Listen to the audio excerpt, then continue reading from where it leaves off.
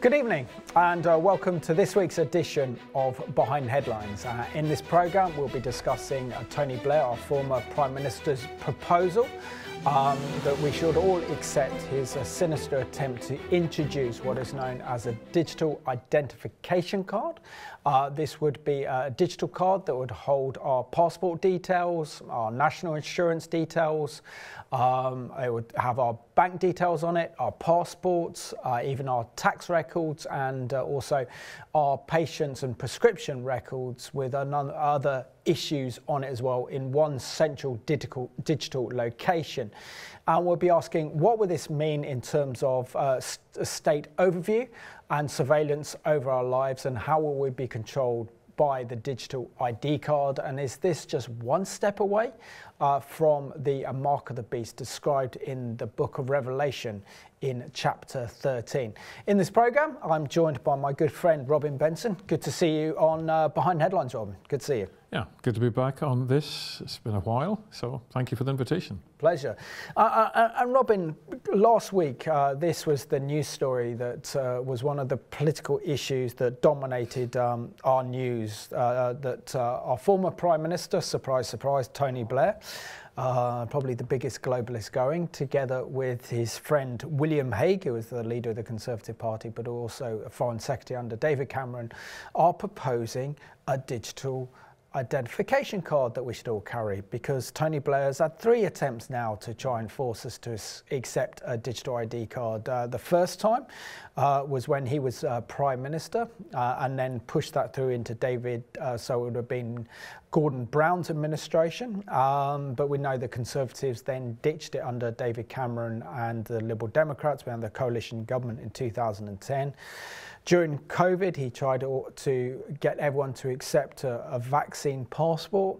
That failed, and now he's saying that we need, for the sake of our economy and for innovation, that we all need to accept a digital ID card. What are your thoughts on this proposal that has made the news last week?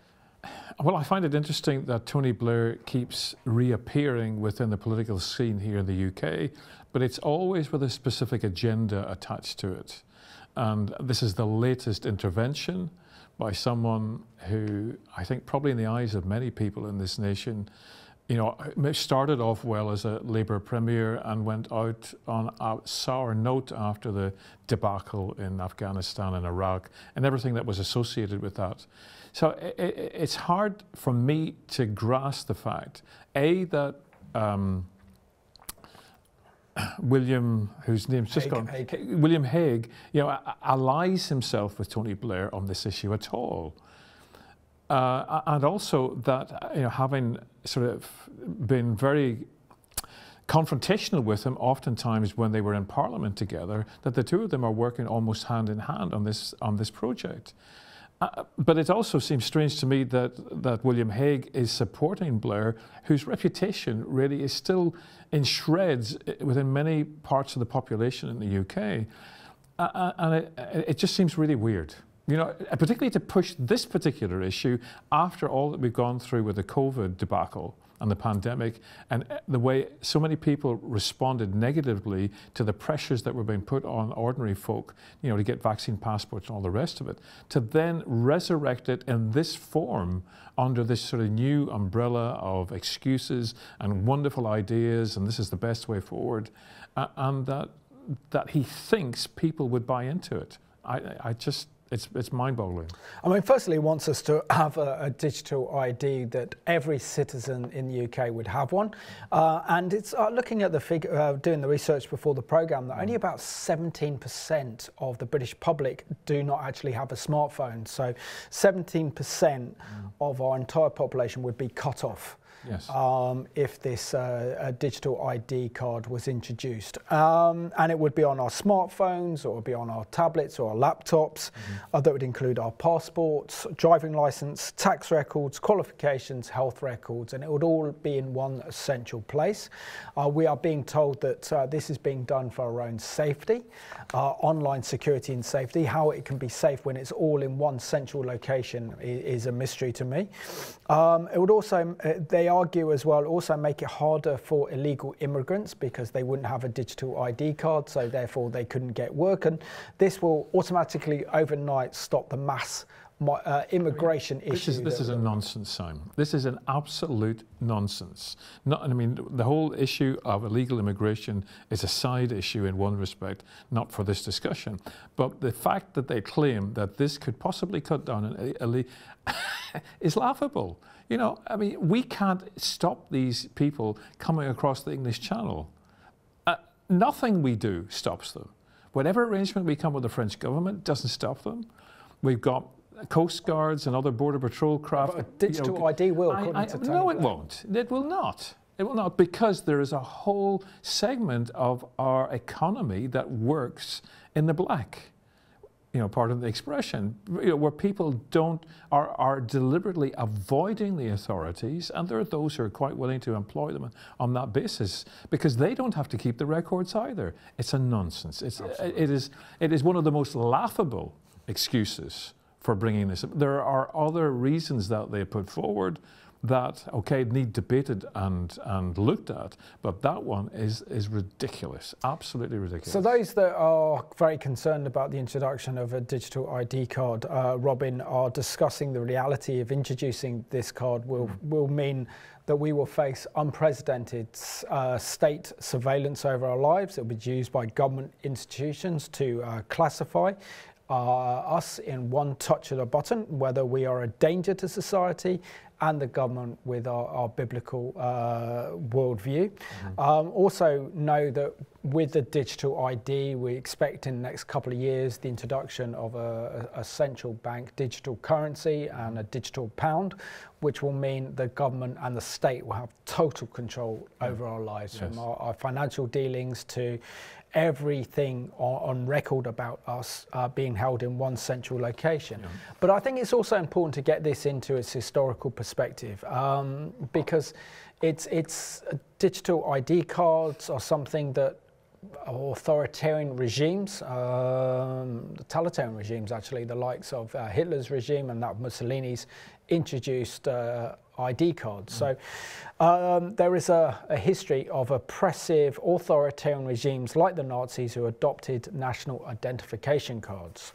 It's called the Ken card, was the basic identity document used inside Germany, including occupied and incorporated territories, in other words, territories that the Nazis won through invasion and took the control of those lands during the Third Reich era.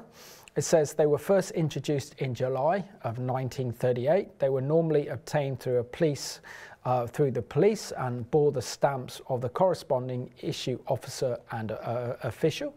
Every male German citizen aged 18 or over, and every Jewish citizen, both male and female, was issued one and was expected to produce it when confronted by officials.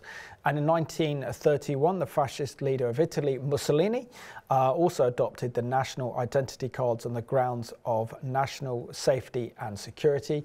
Our nation also had identification cards during the Second World War, but it was abandoned in 1952 because they felt that this was state overreach over our lives and that we should have more autonomy. So there is an authoritarian history, isn't there, Robin, with the introduction of identity cards? Yes, there are, but we also have to face the reality that in many European nations, they use identity cards today. They still do, but not with the sinister, in inverted commas, overtones that this whole process seems to be taking us in. I mean, the reality is, Simon, we are already monitored. If you carry around one of these things, we're already monitored, because they can tell where we are if they really want to try and find us because of the GPS that's built into these smartphones. And I don't know about you, but most of us probably use them for certain transactions already. So in some senses, the system is already in place, and we have grown used to using digital means to communicate, to do business. the problem, the challenge is that the challenge that faces our government, which has a bad track record on computerization. I mean, think back over the last 2 or 3 decades of the multiple scandals that there have been at different departments of government who tried to, contract out certain aspects of their work to computerization. It always goes over budget. It's never on time. And initially, it's a complete disaster. It doesn't work. But we have grown accustomed to using these things digitally. What we are seeing here is a push for centralization, and that's where the real danger lies, where all of this information is gradually accumulated into one central source, and then it becomes something that those who are anti-government may try and hack into and get hold of, or that the government, God forbid, if it gets even more radical than we have seen in the past, starts to use it against its citizenships, those who don't toe the line. Which is very, very concerning. So definitely state overreach and state surveillance. So Tony Blair, together with his counterpart William Hague, announced last week their 40-page document of recommendation. And this was on behalf of the Tony Blair Institute for Global Change under the heading A New National Purpose. Innovation can power the future for Britain. Talks about there that Tony Blair's, this is Tony Blair's a third attempt to bring in a national identification card. So as we mentioned that before, he tried to do that when he was Prime Minister, got abandoned in 2010 when the pandemic came as well. He tried to introduce vaccine passports. That failed, and now he's attempting a third time to bring in a digital ID card for every British citizen. But it's not only happening in Britain as well, it's also happening across the European Union as well. And this is the thing though, it's a global agenda, isn't it, to try and bring in a digital ID card. I mean, we already have our passport, we already had a driving license, but they're saying that if we have everything in one central place on our smartphones or on our tablets, then this will make it easier to access government services, that we'll have all our records in one place, be easy to find. If we need to get any benefits from the government, then that's in one central place, we'll be able to get it. And it's all been sold to us on, this is convenient and it will make our lives easier. But as I said, it's already happening. I mean, officially, according to the government, I'm now a pensioner, okay? So when I went through the process of applying for my state pension, I had to go through a questionnaire over the phone with someone. But they were able to pull in details from my passport record and my details from the DVLA, which are already linked together. And it actually took only a few minutes to actually set it all up. So there's a lot of the information is already at hand. It's stored in different locations, but there are government departments that can already access this. Yeah. So we're already moving in the direction. And what Tony Blair and William Hague are proposing, again, as I said before, is more a centralization of what already exists. Because my health records are accessible online, okay? That means they're sitting on a computer somewhere. So again, you start linking all of these systems together with, this, well, I suppose artificial intelligence software that allows it to communicate and pull information in from all these sources. It's insidious. Yeah. The way very slowly, gradually, we're already building towards what these guys are proposing. But these guys then come along and make the proposal, and all of a sudden, it makes some of us stop and think, oh my goodness, is this where we really want to go with this? Is this where we want to see this nation go with this?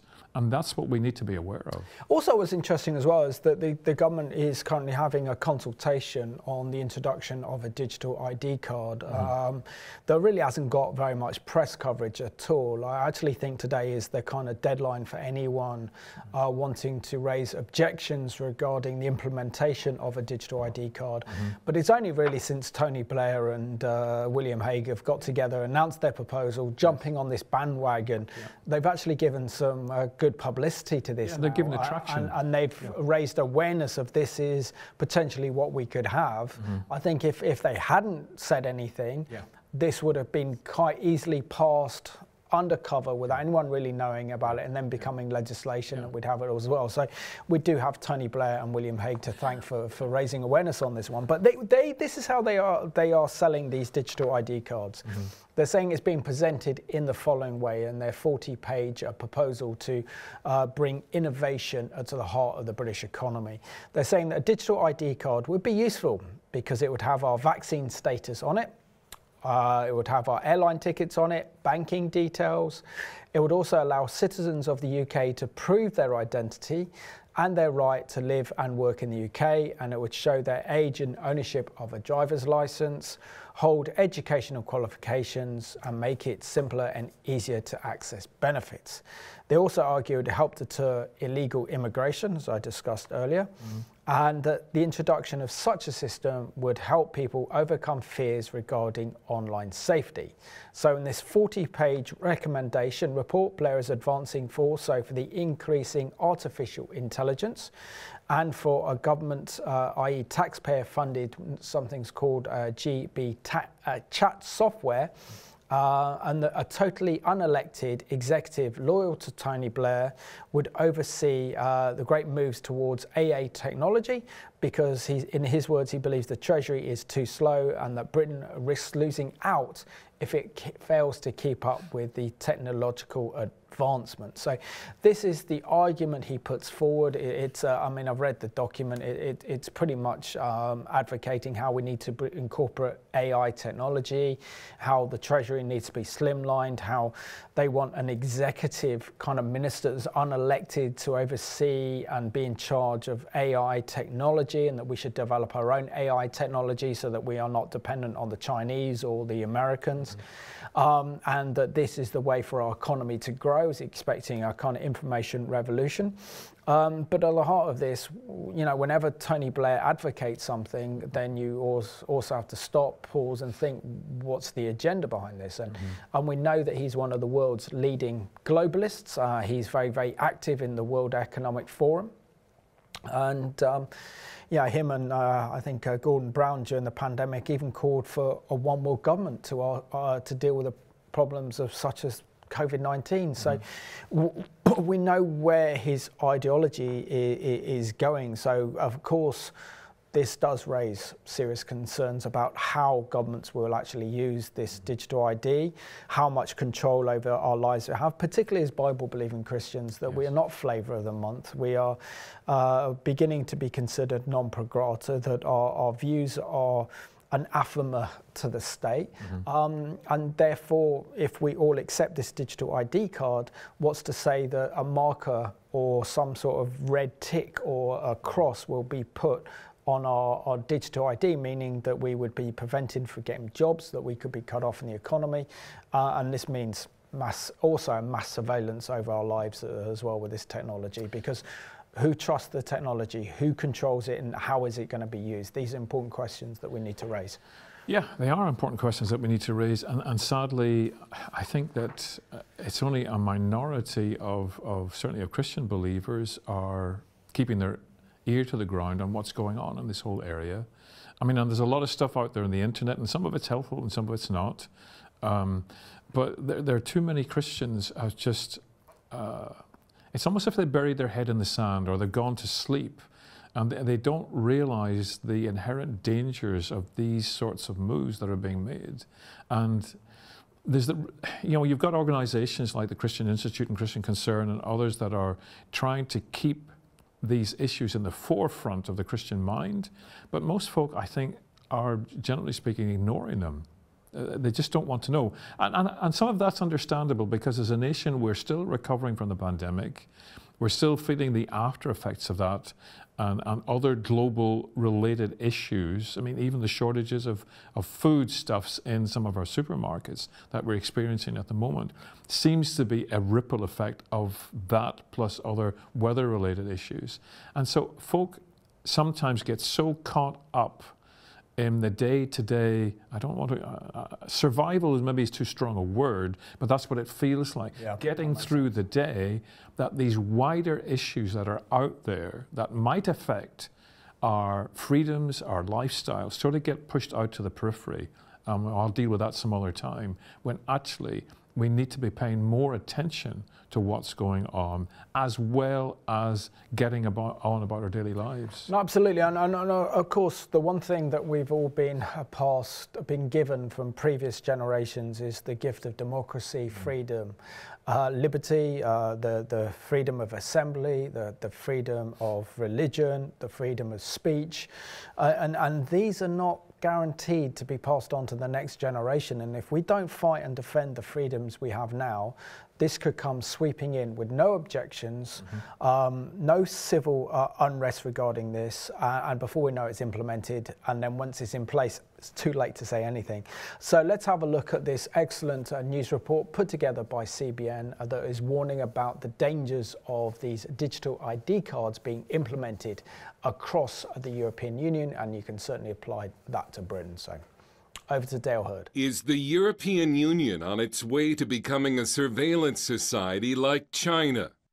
The European Digital Identity. This cheery introduction to the EU's upcoming digital identity program tells citizens that it will make their lives easier while keeping them safer online. The European Digital Identity wallets will enable us to store and exchange documents and legal information while fully controlling which data we want to share with whom. ID data sent. EU President Ursula von der Leyen says digital identities will give citizens control over how their personal data is used and will help stop identity theft. The so-called digital wallet will be an app on a person's phone and will contain only the information a person wants it to include, such as medical or financial information. Credit rating sent. Income statement sent.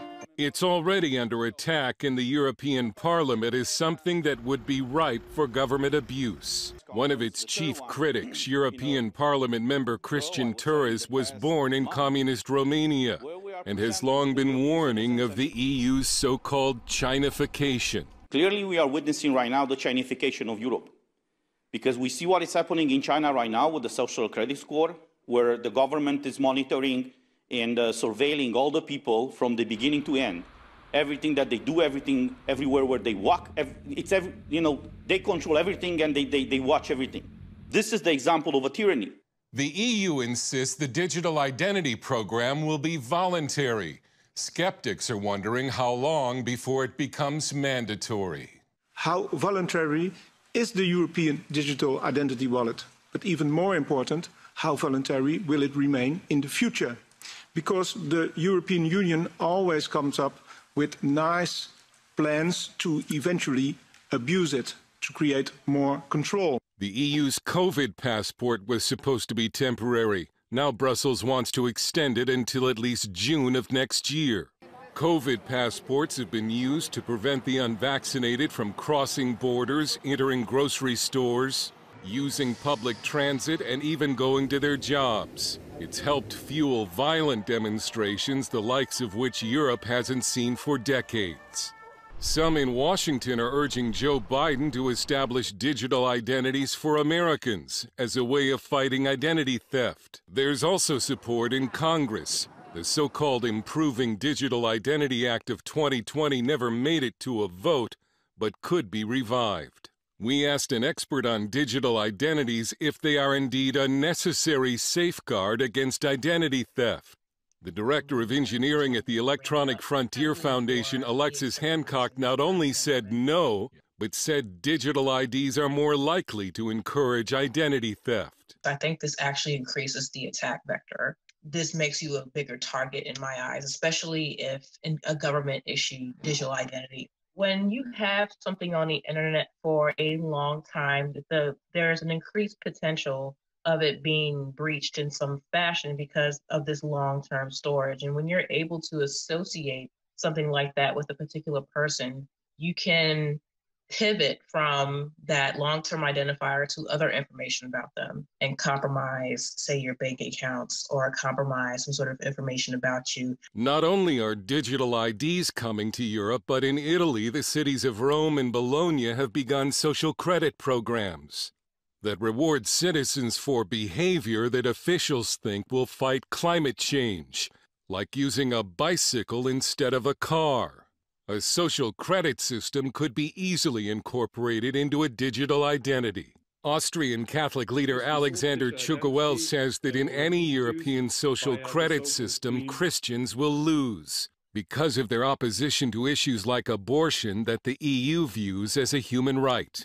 Therefore, I do not want the European Union to have the possibility to look into everything I do, everything I say, everything I have, and how I move and where I am at any time. Those systems are pushed by people who are highly anti-Christian. Torres warns that the EU's new digital ID is the next step in a process in which the government in Brussels will micromanage every aspect of people's lives. This is what makes the difference between a tyranny and democracy. When you know everything about what your government does, that's democracy. When the government knows everything about you, that is tyranny. Dale Hurd, CBN News. And we're now joined on Behind Headlines by Jack van der Tang, and he is the president of his ministry called Pillars of Fire Ministries, and he provides a prophetic voice regarding Israel and to the nations. Jack, warm welcome to Behind the Headlines. Thank you, Simon. And Jack, what are your thoughts on Tony Blair, our former Prime Minister, together with the European Union's proposal to force us all to have a digital ID card? I'm not surprised, to be honest, about Tony Blair. We know that he is one of the key leaders in the whole World Economic Forum, in the world leaders that trying to get hold of so many people and try to get control over so many people. So I'm not surprised about it. I'm really concerned, but I'm not surprised. And he's not the only one, unfortunately. And Jack, what are your concerns regarding the British and the EU implementation of giving us all a digital ID cards in terms of our kind of civil liberties? What are your concerns regarding the security and surveillance that will involve all of us having a digital ID card?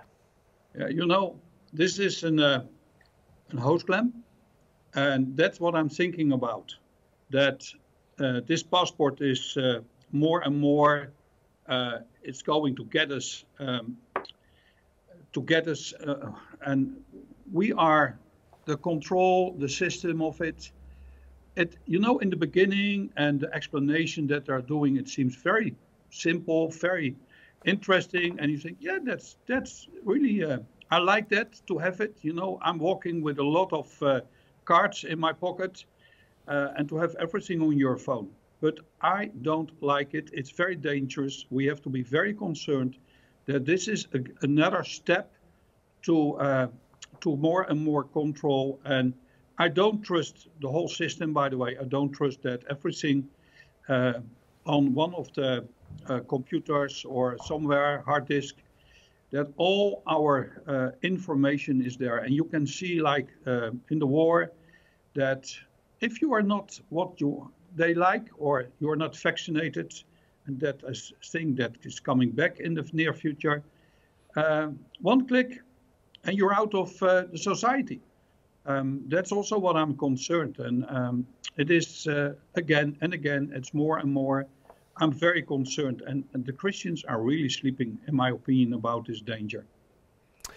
And Jack, why do you think the globalists such as Tony Blairs and also those within the EU want us all to have a digital ID card? What is the globalist agenda by forcing us, each person in Britain and across the EU, to accept this digital ID card? What we see is that these guys are absolutely not the real believers.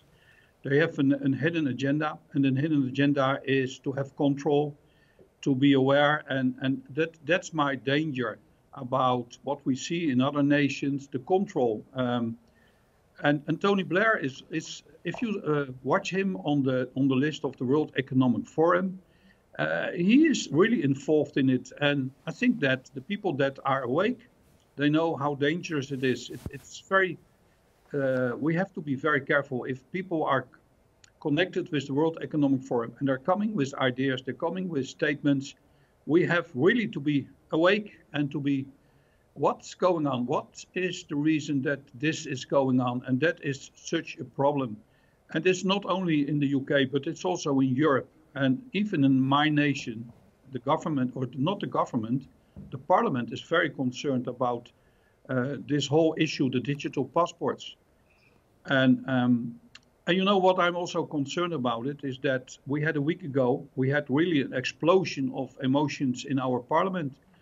That our parliament, the majority, has said we don't want to agree with the new statements of the European Parliament about the digital passport. And what our Secretary of State, you know, it's not a Secretary of State like in the States, but that is the person under the minister. This person, the whole Parliament, the majority has said we don't agree. And she just was going back to Brussels and she said, we agree with the proposal, what you have done. And she signed everything for the Netherlands, even without the permission of the parliament. And in the parliament, people are emotional, they are angry. And this is the whole issue, that some leaders are taking over and they're making decisions about our life, about our future. And I'm really concerned about it, yes. And do you think there's a great danger with this digital ID cards that this will actually bring in China's social credit system by the back door? And that if we do the government's bidding and that we're good model citizens, we don't raise any issues regarding how we're being governed, then we could have favours, we could be given Amazon tokens, for example, to spend on Amazon stores. Or if we decide to protest at our lack of freedoms and how we're having more government surveillance over our lives, then we could be prosecuted by the state. Is there a great danger that we could see the social credit system come in through the back door? Absolutely. I believe that this is the real danger, and I'm so glad and blessed that you are giving attention to this danger. You know, in the beginning, it's all free. It sounds very good. And there are a lot of things that are really a blessing to see it, how they're using it. But we know at the end, and that's also a reason, you know, I'm also a pastor and I'm very careful. We have live stream, we have views of thousands of people. I noticed that I'm already very careful with to make some statements about some biblical truth. Imagine that this will be picked up by people and they will bring me to court. So this is something that people will be asked, what is your opinion about it? And then you will have, a V behind your name or something like that. And what will be the future? Like the Jews had a G in their passport or on the papers before the war. And they know direct who they are. And the Netherlands was also very good in the registration of all kinds of people. And this is my big concern about the near future. And what can we do? So the way to the mark of the beast is really close, in my opinion. This is not the mark of the beast, but this could be more and more going, because the corruption and what can do with the cards or with your phone, with the digital identity, how they can corrupt it. There are so many things that are going around in the world. I'm very concerned about the whole digital time. Yes. And Jack, I have to ask you, we're facing a situation where probably 2 years away or less than that, Britain and the EU will most probably adopt the digital ID cards, whether we like it or not, combined with this move towards a cashless society in a central digital bank, digital currency, and a single digital currency, either the euro or the pound, which means it will give the state total control over our lives. What are your thoughts about these plans to bring this about so that we are fully controlled by the state? It's already starting, Simon. You know, we are doing a lot of work outside of the Netherlands. When I'm making transfers to foreign nations, I got sometimes the same day or a day later and sometimes a week later a phone call, what I have done, why I have transferred money to another nation.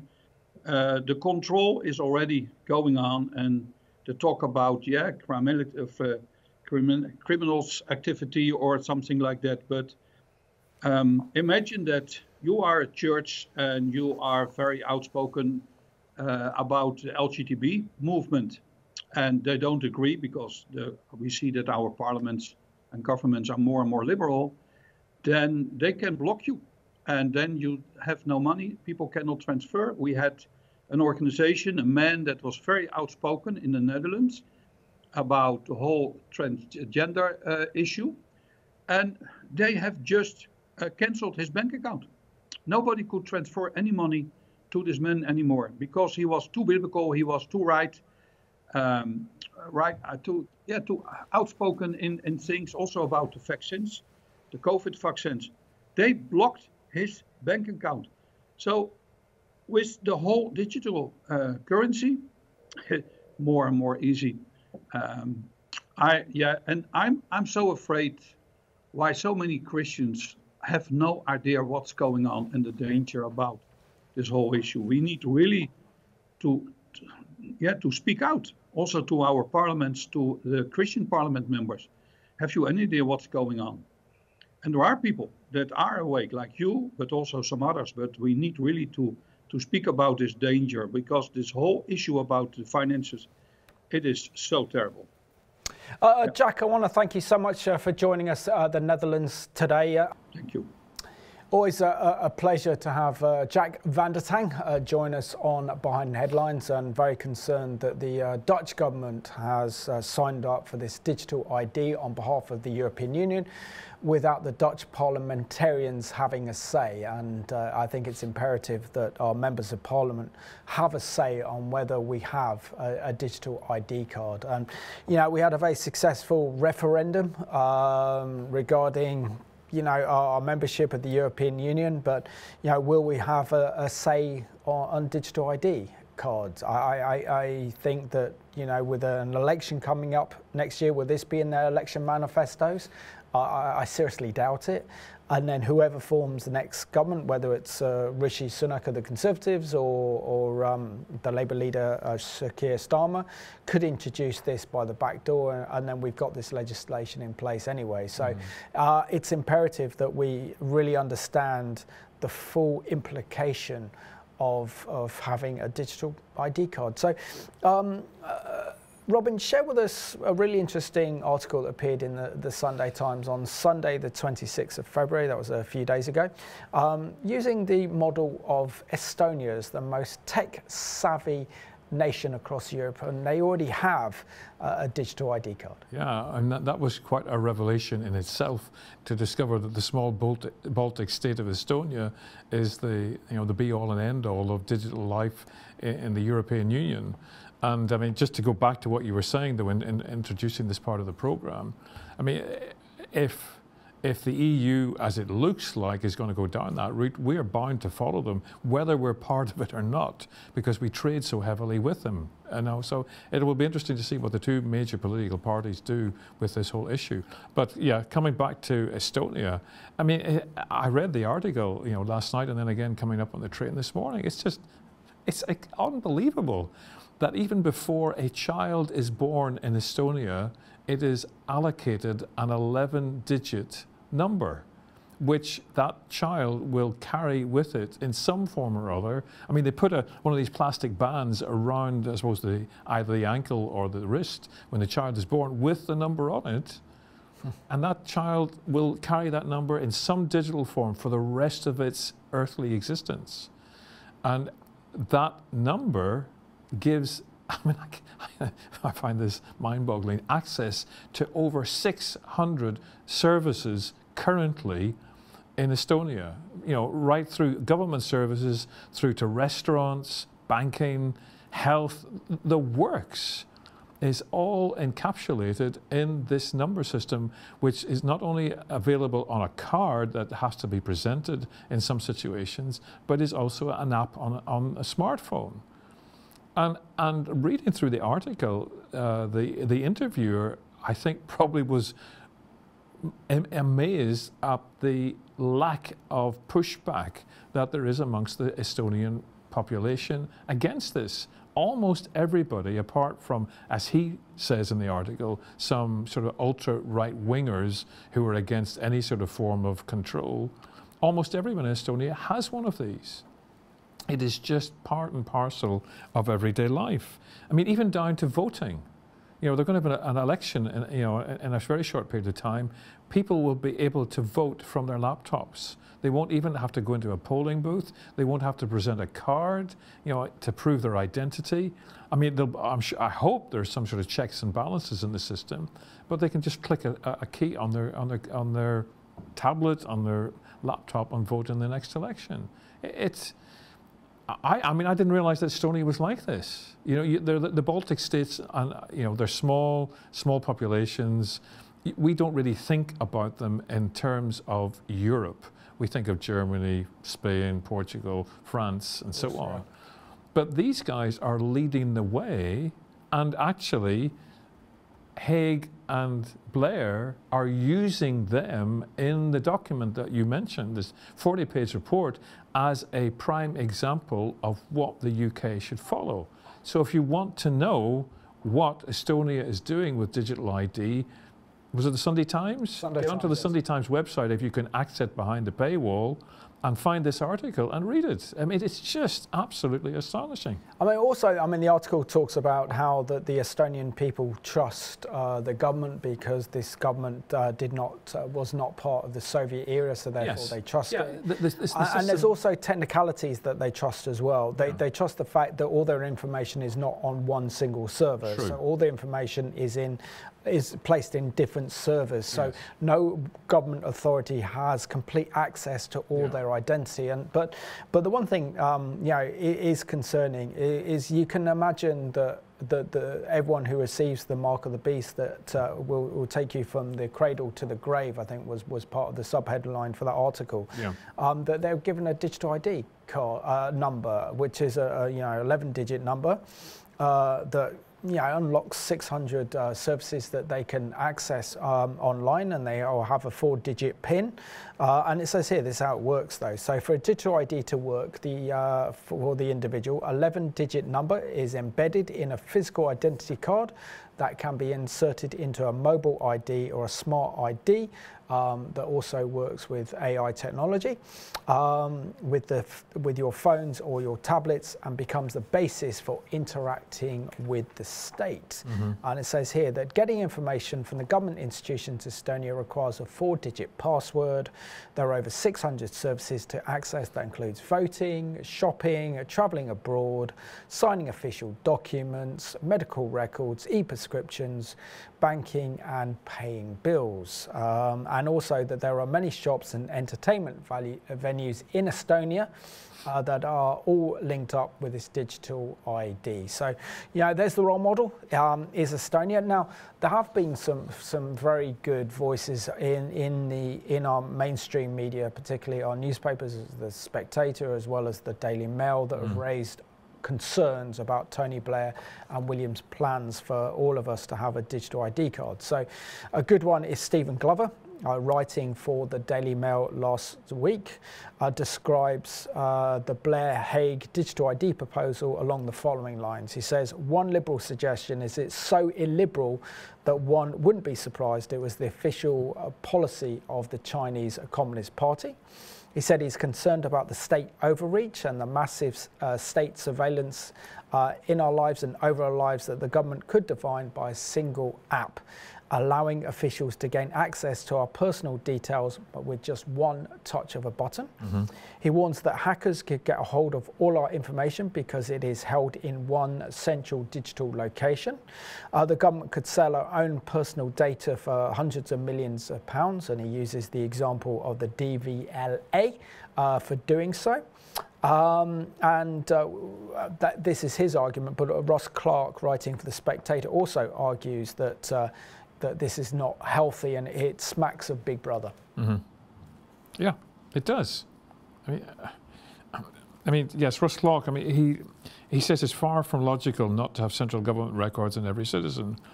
Indeed, there is good reason why Britain abandoned ID cards after the war, because there was a public distaste for the level of control that there was at that time, and that was pre-digital. I mean, these were just, paper cards, for goodness sake. So we have, moved leaps and bounds in technology beyond that, and yet it seems that a high percentage of the population has been lulled into this sense of just apathy when it comes to this topic.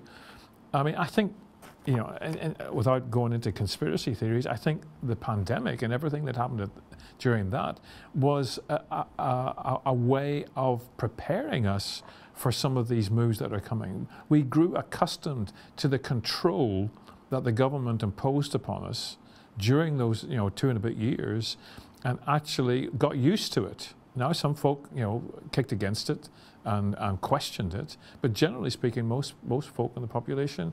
And so we have these moves now to implement it a stage further. Absolutely. And also Ross Clark mentions 2 very concerning aspects of a digital identification card. Firstly, he goes on to say that, he goes on to write that we've all seen what happens with surveillance powers. They're sold to us on the grounds that they help solve serious crime. Mm-hmm. They end up being used to issue industrial quantities of fines for minor infringements, such as accidentally straying into a bus lane. But also he talks about how that we've seen the government's prevent strategy, that's the government's counter-terrorism strategy to deal with Islamic terrorism and the ideology of Islamic terrorism, as a means of actually labelling potential so-called right-wing extremists on the grounds that they enjoy the Great British Railway journeys, for example. He says, do we really want a centralised database where all our habits can be analysed in the manner of the Chinese social credit system? And also he says that Bible-believing Christians are already being reported to the government's counter-terrorism task force under the banner of PREVENT, are not supporting the government's liberal and progressive views, and for opposing abortion puts us into the category of extremists, and this would be put on our digital ID with warnings that we are an enemy of the state. Mm. This is the overreach that's concerned, and the more that this technology develops, the more easier it will be for governments to adopt this. The governments or the state will then have more and more power over our individual lives, and more control. And the more control it has over our lives, the less democratic freedom that we have. So, I mean, these are serious, serious concerns for the future of our own civil liberties and even our own Christian freedoms in the next 2 or 3 years. Yeah, but I think I've said to you before on a couple of occasions when I've been on other programs with you, Simon, that our whole concept as Bible-believing Christians of the freedom to do what we do at the present time, I think we have for too long taken for granted. Oh yeah. Okay, and if you look at the history of the movement of those who have followed Jesus, the Yeshua, the Messiah, as disciples, it is predominantly a movement that has been persecuted. Now, there have been periods when that persecution has died down and things have been okay, but the norm actually is persecution. And that's how the blood of the growth of the church is from the blood of the martyrs, to rephrase that expression. So actually, I think what we're facing in this nation, without wanting to be a doom merchant at all, it is a return to the situation where being a believer in Jesus is going to cost. And I don't say that lightly. No, I really do not say that lightly. But it is going to cost us, and we are going to be called upon to stand up and be counted as his or not, as the case may be. And a lot of these things that you and I have discussed, that Jack brought into the mix, from the European level, we have no control over their implementation. Yes, we can protest, whether it's writing to our local MP or whatever, we can protest, but I think the reality is it's going to happen, okay? So maybe what we need to learn to do is prepare ourselves for what lies down the road, and realize what it is going to cost us to be a disciple of Jesus. No, absolutely. I don't disagree with that. But at the same time, while we still have the freedom, we need to raise the alarm bells. We need to wake, the sleeping church up to the realities of what's happening in our society, the technological advancements, and how governments can sinisterly use this to control our lives, and we have mass surveillance over our lives, because there's no doubt that we are heading for a dystopian future. You know, a combination of a digital ID card together with a cashless society will essentially mean total control of the state over every aspect of our lives, and that we are in danger of losing our liberties for convenience. And that what we're seeing really since 2020 is the infrastructure being built for the Antichrist. And you can see now with this technology how people who don't receive the mark of the beast can be frozen out of our society. And we've already seen that we're living in an increasingly cancel culture, whereby, you know, if we don't harbour, shout these liberal progressive values, then we are frozen out of society. And you can see this happening financially.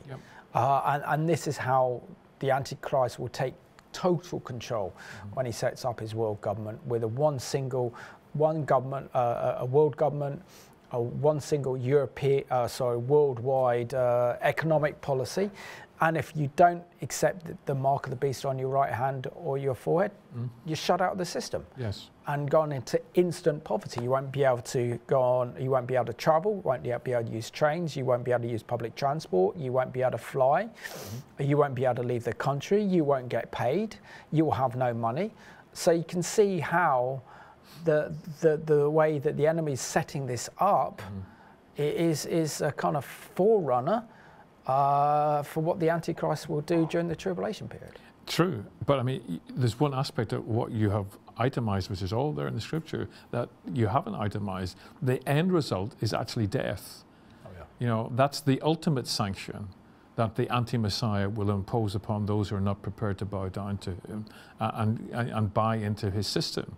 So, you know, again, you know, we're talking about a passage of scripture, Revelation 13, Revelation 20, that most folk don't want to even touch. They don't want to go there. Partly because there are so many weird and wonderful interpretations of what this means.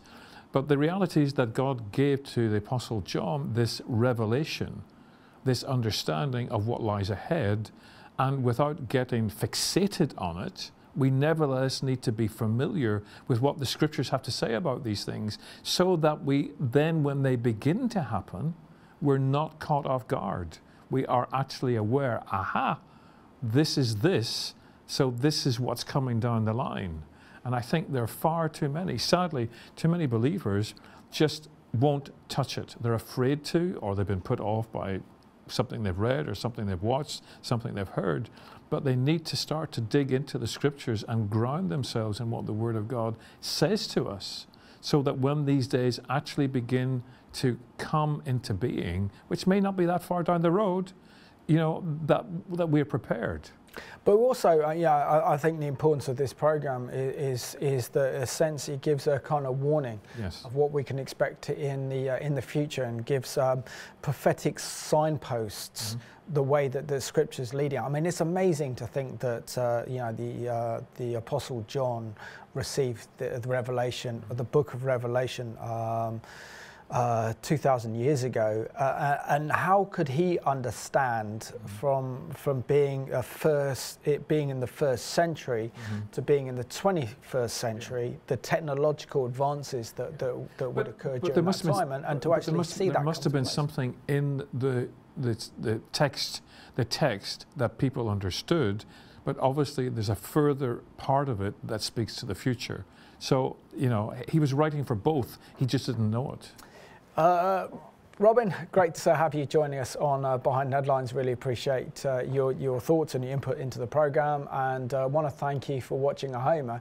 I think as Christians we have to be very much aware of the prophetic signposts that are before us. And the fact is that before, no other government could have the power that they could potentially have in the next few years. With the introduction of a digital ID card, combined with a central digital bank and a single digital currency, we know that that means state control over our lives, growing surveillance, Big Brother, that could eventually all lead to the mark of the beast. So thank you for watching tonight's edition of Behind Headlines.